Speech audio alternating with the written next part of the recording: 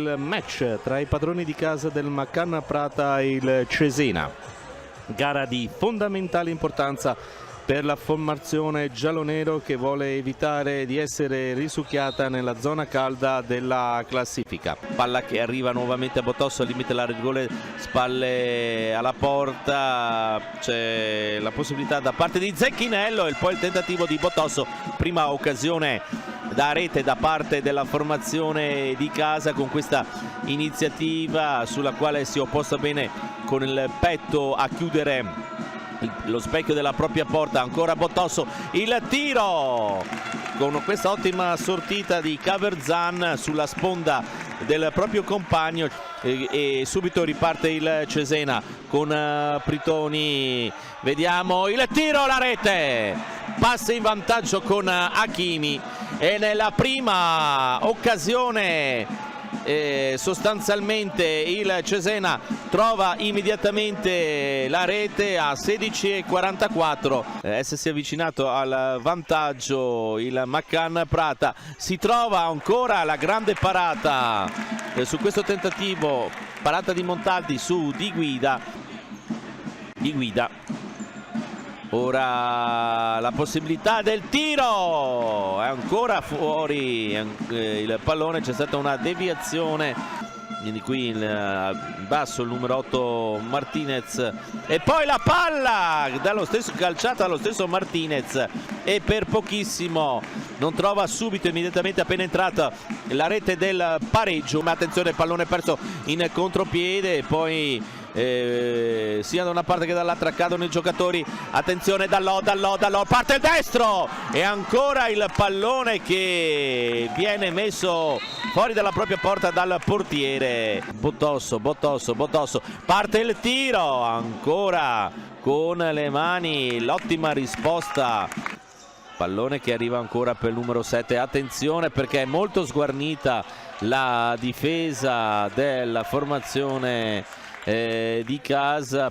Martinez prova a saltare uomo, Martinez, il pallonetto, il tiro a rete, il pareggio di Dallò a 5 minuti e 28, il pareggio dei padroni di casa. Ancora Martinez in mezzo alla rete, Khalil trova il raddoppio, la ribalta il Maccan Prata a 2:02 dal termine del primo tempo. Pochissime le occasioni costruite, intanto parte in contropiede, c'è un 3 contro 1 del Maccan, pallone che arriva a Khalil, palla che rimane a disposizione, poi c'è il portiere Montaldi che cade a terra. Inizia la ripresa con il possesso di palla da parte della formazione giallonero. Botosso, su di lui c'è Zandoli, parte il tiro e la ottima risposta ancora una volta di Montaldi, discorso di applausi da parte del pubblico di casa. Montaldi e Di Guida, la ripartenza da parte di Di Guida, poi Caverzan il tiro, ancora Di Guida, rete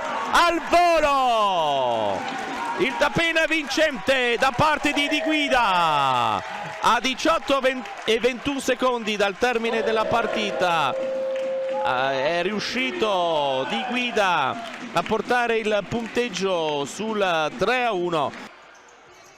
Pallone che viene messo in gioco da Hakimi, la possibilità e il palo clamoroso su questo passaggio di ritorno da parte di Vitale, questo timing giusto tra i due giocatori. Attenzione, palla persa, Zecchinello. Botosso che è rientrato in campo in questa fase della partita.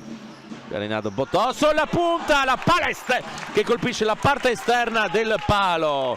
Gli ultimi 10 minuti stagionali qui in casa da parte, intanto c'è questo tiro interessante da parte di Bernardi. Ottima questa situazione di gioco, è andato fuori uso il pressing ed ora c'è la possibilità di testa. Vitale toglie il pallone letteralmente dalla porta, che prova ad andare a rete, poi attenzione, la rete invece la mette a segno Barbano, e attenzione perché a 2:48 Barbano riapre la partita. 4 secondi al termine sul punto di battuta Zandoli, pallone che va in rete, clamoroso, clamoroso quanto abbiamo visto, clamorosa la rete di Zandoli, ha messo il pallone in mezzo, una deviazione, e ha portato il pallone in rete.